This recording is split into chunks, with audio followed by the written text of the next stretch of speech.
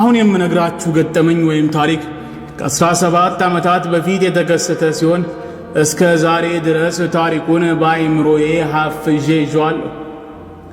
ደጋግሜ ለማለት የምፈልገውና ማስታወስ የምሻው ነገር ቢኖር ከአላህ እጅጉን የራቀ ሰው ይህንንና መሰል ገጠመኞችንና ታሪኮችን ስሜት የማይሰጡትና የማያስደነግጡት መሆኑን ነው።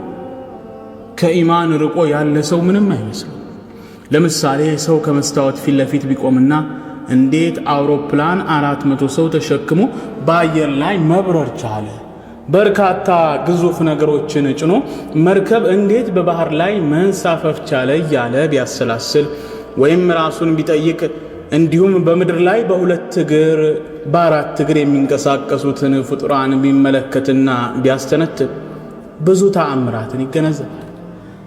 በዚህች ዓለም ላይ የመሬት መንቀጥቀጥ፣ እሳተ ገሞራ ማዕበልና የመሳሰሉት ግዙፍ ክስተቶች ይከሰታሉ።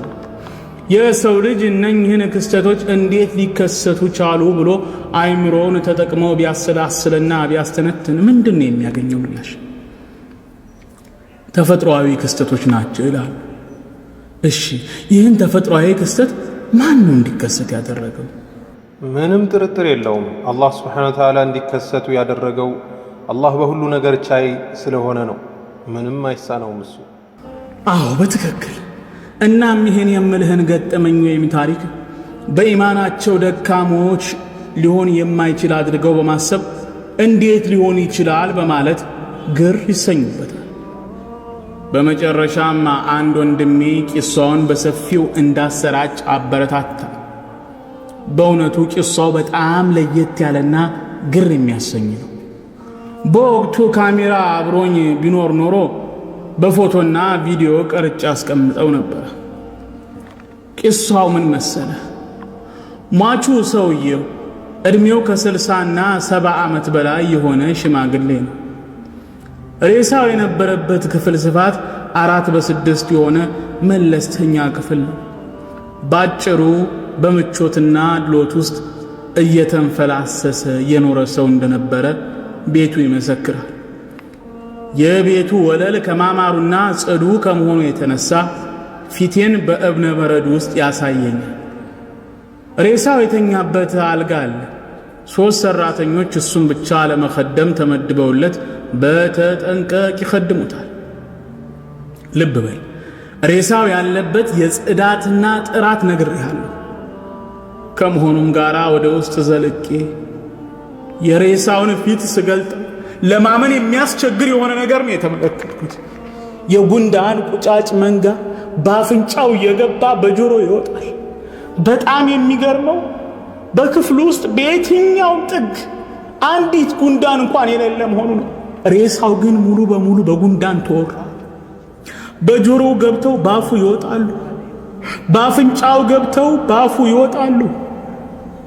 ብቻ ምን አለፋ ልክ እንደ ከረሜላ ወይም የሆነ ጣፋጭ ነገር መሬት ላይ ብትጥል ከተወሰነ ደቂቃዎች በኋላ በጉንዳን መንጋ ሲወረር እንደምትመለከተው ቁጫጮች በሰውነቱ ሙሉ ይርመሰመሱ ይዘዋል። ልብ በል፣ ይህ ክስተት በኪታቦችም ሆነ በጀናዛ አስተጣጠብ ስርዓት ማስተማሪያ ላይ የተጠቀሰ አይደለም። ግራ ተጋባሁ። ምን ማድረግ ነው ያለብኝ? በጣም አስቸጋሪ ክስተት ነው። ሬሳው በቁጫጭ ተወሯል። በአፉ እየገቡ በጆሮ ይወጣሉ። አጂብ። አዎ ደግሞ ማወቅ ያለብህ ከሞተ ገና 1 ሰዓቱ ነው። ከንጽህና ጉድለት ነው እንዳትለኝ፣ ወይም ሙከየፍ ስላልተከፈተ ነው እንዳትለኝ፣ ያን የሚያሰኝ ምንም አይነት ተጨባጭ የለም። የቤቱን ማማር ጽዳት ነግሬሃለሁ። በዚያ ላይ 3 ሰራተኞች በተጠንቀቅ ቆመው አስፈላጊውን ሁሉ በማድረግ ላይ ናቸው። 3 ሙስሊም ያልሆኑ የሌላ ሀገር ዜጋ የሆኑ ሰራተኞች ወገባቸውን ታጥቀው እየخدሙት ነው። እሺ ምን አደረክ ታዲያ? ወዲያው ወደ አንድ ሼኽ ስልክ ደወልኩኝ። አላህ ይርሐመው። እሱም አሁን በህይወት የለም። ሼኹንም ስጠይቀው እንዲህ አለኝ፣ እኔ ምን ልልህ እችላለሁ? አንተው የራስህን ኢጅቲሃድ አድርግ። እኔ ስላስተጣጠቡ ስላሰጋገዱ እንዴት መቀበር እንዳለበት የተለመደ ሁክም ብትጠይቀኝ ሁክሙን ልነግርህ እችላለሁ። ይህን ግን ምንም ልልህ አልችልም። ምን እንድልህ ትፈልጋለህ? ሬሳውን አቃጥለው ልበልህ? ይህ ባንተና በአላህ መሃል የሚቀር ጉዳይ ነው። አንተው ለራስህ ይወጃል የምትለውን አድርግ አለ። ጉዳዩ ስብስብ ሆነ። እንዴት ምን ማድረግ እንዳለብኝ ግራ ተጋባሁ። የሰውየው ልጆች አንዳቸውም ከኔ ጋር ገብተው ሊያግዙኝ ፈቃደኛ አይደሉም። ልጆቹ አሉ? በቅርብ እዚያው ነበሩ? አዎ ልጆቹ አሉ፣ ግን አንዳቸውም ገብተው ሊረዱኝ ፈቃደኛ አይደሉም። አንድ የልጅ ልጁ ብቻ እኔን ለመርዳትና ለመተባበር ገብቶ ነበር። የልጅ ልጁ ከኔ ጋር ጀናዛውን በማዘጋጀቱ በመገነዙ ላይ ተሳትፏል። ለማንኛውም ምን አደረግኩኝ መሰለህ? ጀናዛው ተኝቶበት በነበረው አንሶላ ሬሳውን ጠቅልለን በባኞ ገንዳ ውሃ ሞልተን ባኞ ገንዳው ውስጥ አስተኛ ነውና አፍንጫውንና የጆሮውን ቀዳዳዎች በጥጥ ከዘጋን በኋላ ውሃው ቁርጮቹን ያንሳፈፋቸው ጀመር። ከዚያም ውሃ እየቀያየርን ደጋግመን አጠብነው። ሙሉ በሙሉ ቁጫጮቹ ባይጠፉም በጣም ቀነሱ። አፍንጫና ጆሮውን ስንከፍተው አንድና ሁለት ቁጫጮች መውጣታቸው አልቆመ። ቁጫጮቹ ከሰውነቱ ከውስጥ ነው የሚወጡት ማለት ነው። የሚደንቀው ምን ሆነና ከላይ ቢሆንማ ምን ይገርማል፣ ከውስጡ ነው የሚፈልቀው።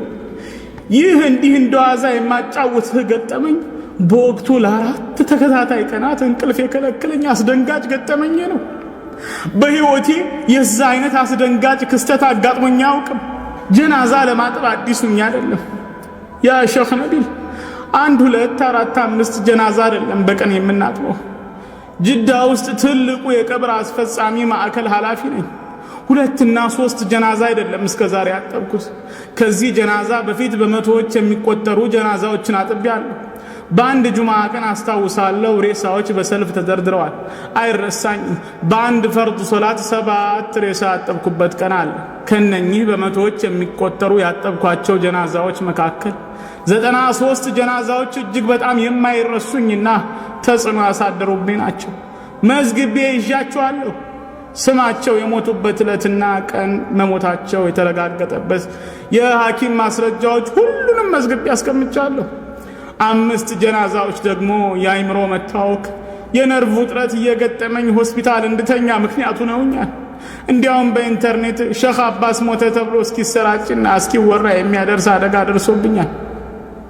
ጀናዛዎቹን ስታጥብ ከተመለከትከው አስደንጋጭ ነገር የተነሳ ነው አይደል? አዎ፣ በተመለከትኩት ባጋጠመኝ አስደንጋጭ ሁኔታ የተነሳ ነው። አሁን እያወጋህን ያለው ከሰውነቱ የቁጫጭና ጉንዳን መንጋ ይፈልቅ ይርመሰመስ ስለነበረው ጀናዛ ነው። እስቲ ወደዛው መልሰን። አዎ፣ ይህ ጀናዛ በጣም ያስገረመኝ ልጆቹ ሲጀመር በትጥበቱ ላይ ምንም አይነት ተሳትፎ አለማድረጋቸው ሳያንስ፣ ያው እንደምታውቀው ጀናዛ ጣቢ ሲባል ማህበረሰባችን ቦታ አይሰጡትም።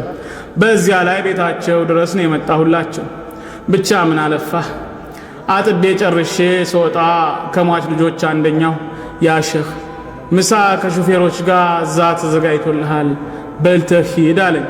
ምሳ ወደ ቀረበበት በእጁ እያሳየኝ ተመልከት ምን ያህል በጥራሮች እንደሆኑ። እኔ ለራሴ በገጠመኝ ነገር ተረብሻለሁ። የልጇ አነጋገርና ትዕቢት አበሳጨኝ። ግን ረሱል ሰለላሁ ዐለይሂ ወሰለም ስንት ነገር ደርሶባቸዋል። የቅርብ ሰው ከሚባሉት ራሱ ብዙ ነገር ገጥሟቸዋል። እና መታገስ አለብኝ ብዬ እንደምንም ራሴን አረጋጋሁና አንድ ነገር ብቻ ተናገርኩት። ይህ ያጠብኩት ጀናዛ ማን ነው? ምንህስ ነው አልኩት። አባቴ ነው አለኝ። የአባትህን ጀናዛ ማጠቤ ብቻ ለኔ ትልቅ ክብር ነው፣ በቂ ነው አልኩት። ከዚያ ምንም አላልኩም። እዚያው በቆምበት ትቼው ወጣሁ። ያ አብሮኝ ጀናዛ ያጠበው የሟች የልጅ ልጅ እየሮጠ ተከትሎ ይመጣ። እኔ መኪናዬ ውስጥ ገብቼ በእጆቼ መሪውን ይዣለሁ። ሰውነቴ ነርቮቼ ሁሉ ውጥርጥር ብለዋል። ያን ሁሉ ያደረኩት ለአላህ ነው። ምንም ከነሱ ምንም የምፈልገው ነገር የለም። ይህ ልጅ ሲሮጥ መጣና አደረሰብኝ። ግን ምክንያቱ ምንድነው? የሰውየው ጀናዛ እንዲያይ መሆኑ ምንድነው ምክንያቱ? እንዳልኩ ይህ የልጁ ልጅ መበሳጨቴንና ቅር መሰኘቴን አውቆ ተከትሎኝ መጥቶ ሊያረጋጋኝና ሊያግባባኝ ሞከረ። እንዲህ አልኩት፣ ይህ ምንም ማለት አይደለም፣ አትጨናነቅ። ይልቁንስ እኔን ያስጨነቀኝና የረበሸኝ እኔም አንተም የተመለከትነው ለማመን የሚያስቸግርና የሚከብድ ነገር ነው። ምንድነው ምክንያቱ የሚለው ነው እኔን ያስጨነቀኝ አልኩት። ይህ የቁጫጭ መንጋ እንዴት በምን ምክንያት ሊከሰት እንደቻለ ማወቅ ነው የምፈልገው። 21 ዓመታት ጀናዛ ጥቤያለሁ፣ ይህ አይነት ዱብዳ አጋጥሞኝ አያውቅም አልኩት። በዚህን ጊዜ የሟች ልጅ እንዲህ አለኝ፣ እርግጠኛ አይደለሁም፣ ነገር ግን ሊሆን ይችላል ብዬ የምገምተውን አንድ ነገር ልንገር። ይሄ ጀናዛውን ያጠብነው አያቴ እናቱን ይደበድባት ነበር። ተራ ቀላል ድብደባ እንዳይመስልህ ደግሞ የሚደበድባት እንስሳ እንኳን የማይችለው በጣም አሳማሚ ድብደባና ቅጥቀጣ ነበር የሚደበድባት የሚቀጠቅጣት። ከዚያም ልጆቿ እናታቸው ክስ እንድትመሰርትበት ወደ ፖሊስ ጣቢያ ወሰዷት። በእግሩ እየተረገጠ ከዚያም ልጆቿ እናታቸው ክስ እንድትመሰርትበት ወደ ፖሊስ ጣቢያ ወሰዷት። በእግሩ እየረገጠ መሬት ለመሬት እየጎተተ ነበር የሚቀጠቅጣት። የፖሊሱ አዛዥ ፊት ቀርባ ክሷን እንድትናገር ስትጠየቅ እናት ውሸታቸውን ነው፣ ማንም አልደበደበኝም፣ ጉልበቴ የተሰበረ ወድቄ ነው ብላ የልጇን ወንጀል ሸፈነች። አልመታኝም ብላ ካለች። ሱብሃንአላህ። ልጇ እስክትሰበር ድረስ እየቀጠቀጣት የእናትነት አንጀት እርሱም በወንጀለኛነት መክሰስ አላስቻላትም። أنا صحت ما هل عليه الدخل ولده سيد. أسأل الله لي ولكم حسن الخاتمة. طبعا ساعة خاتمته يمكن لعقوقه لأمه، هذه حكمة الله سبحانه وتعالى. الله በወላጆች ላይ ማመጽን ከአኺራ በፊት እዚሁ ዱንያ ላይ ቅጣቱን እንደሚያስቸኩልለት የሚያሳይ ትልቅ ምክር ነው። አዎ በጣም ብዙ በርካታ በወላጆቻቸው ላይ ያመጹ ሰዎች ታሪክ አውቃለሁ። አልሰማህም? እናቱ በጣረሞት ላይ ያለች የወርቅ ጥርሶቿን አውልቆ በመሸጥ አደንዛዥ ዕፅ ሊገዛ የሞከረ ወጣት ታሪክን አልሰማህም? ተመልከት። እናቱ ያጣጣረች እስክትሞት ነፍሱ እስክትወጣ እንኳን ሊጠብቃት አልቻለም። ቱቦ ባፏ ላይ በመወተፍ ጥርሶቿን ለማውለቅ ሲታገል የተነሳ ፎቶ በእጄ ላይ ይገኛል። አውዙ ቢላህ። አፏን ጥርሷን በቱቦ ሲመጣት ካፏ ደም ሲንሸቀሸቅ ፎቶ አለ። ሱብሃንአላህ። በጣረሞት ላይ ያለች እናቱን በቱቦ የሚመታው ለምንድን ነው? ጥርሶቿ በሙሉ ወርቅ ናቸው። ያንን ወርቅ ወስዶ በመሸጥ ሐሺሽ ሊገዛና ሊያጨስበት ነው። ሱብሃንአላህ። ውድና የተከበራችሁ የሃሩን ቲዩብ ታዳሚያን፣ በእርግጥም ታሪኩ እጅግ አስደንጋጭ ነው፣ የሚያስለቅስ ነው። ይህን ፕሮግራም የተረጎመውም ያነበብነውም በእርግጥም እንባ እየተናነቀንና እያለቀስን ነው። ታሪኩ ምን ያክል ውስጣችሁ እንደሚነካው እርግጠኛ ነኝ። ሱብሃንአላህ። አላህ ሱብሓነሁ ወተዓላ በወላጆቻችን ላይ ከማመጽ ይጠብቀን። ወላጆቻችን የሞቱትን አላህ ይማራቸው፣ ያሉትንም ሐቃቸውን የምንወጣ አላህ አድርገን። አላሁመ አሚን።